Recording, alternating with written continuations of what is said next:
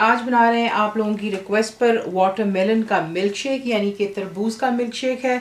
अगर आप मेरी वेबसाइट पे जाइएगा या अगर आप चले जाते हैं यूट्यूब पर तो मेरी प्लेलिस्ट में आपको काफ़ी ज़्यादा समर की ड्रिंक्स मिलेगी और इंशाल्लाह और आप लोगों के लिए लेकर के आएंगे। आज आप देख लें जो चीज़ें बना रहे हैं मिल्क शेक के लिए, वो आपको चाहिए तरबूज यानी कि वाटरमेलन। इसका छिलका आप उतार लेंगे और इसको क्यूब्स में काट लेंगे। जो मुझे मिला इसके अंदर में छोटे छोटे सीड्स हैं, तो आपको दिखाएंगे आप इसको किस तरह रिमूव कर सकते हैं।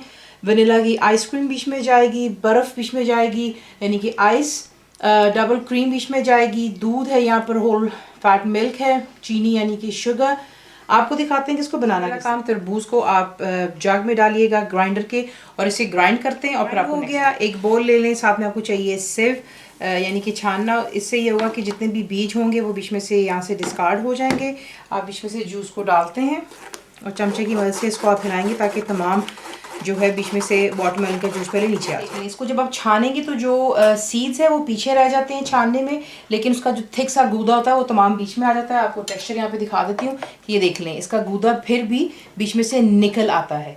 तो ये काम हो गया। यहाँ पर आपको मैं दिखाने लगी हूँ जो कि मैंने साइज़ इस्तेमाल किया है वाटरमेलन का। एक बहुत ही बड़े साइज़ के होते हैं, ये आपको स्मॉल साइज़ का मिल जाता है। ये तमाम मैंने इस्तेमाल किया है इस रेसिपी के लिए। इसमें से इंशाल्लाह जो है आपके तकरीबन 4 से 5 गिलास जो हैं मिल्क शेक के बन जाते हैं। तो ये आपको दिखाने का मकसद सिर्फ ये था कि ये तमाम हमने इस्तेमाल किया।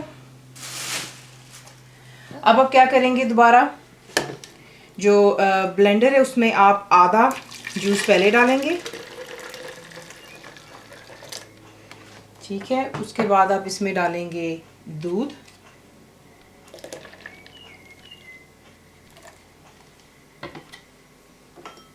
चीनी।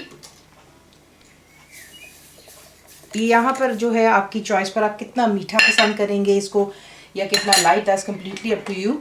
और उसके बाद इसमें आप ऐड करेंगे जो कि वनीला की आइसक्रीम है।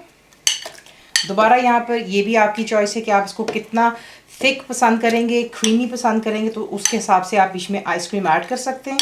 तो ये चलेगी बीच में वनीला की आइसक्रीम, आधी मैं छोड़ रही हूँ बाकी के लिए। इसी में आप डालेंगे जो कि आपके पास क्रीम आपको दिखाई थी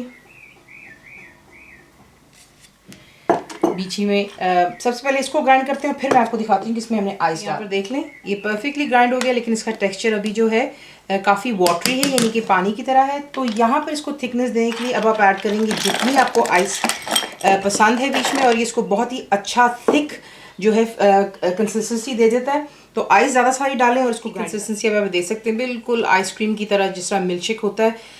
आइसी है, क्रीमी है, बहुत मज़ेदार बनता है ये। इससे डिश का वाटरमेलन का milkshake. Full written recipe के लिए आप जाएंगे मेरी वेबसाइट पे which is cookwithfaiza.net पर। बनाइए और बताइए आपको कैसा लगा। दुआओं में याद रखें and thank you for watching the video.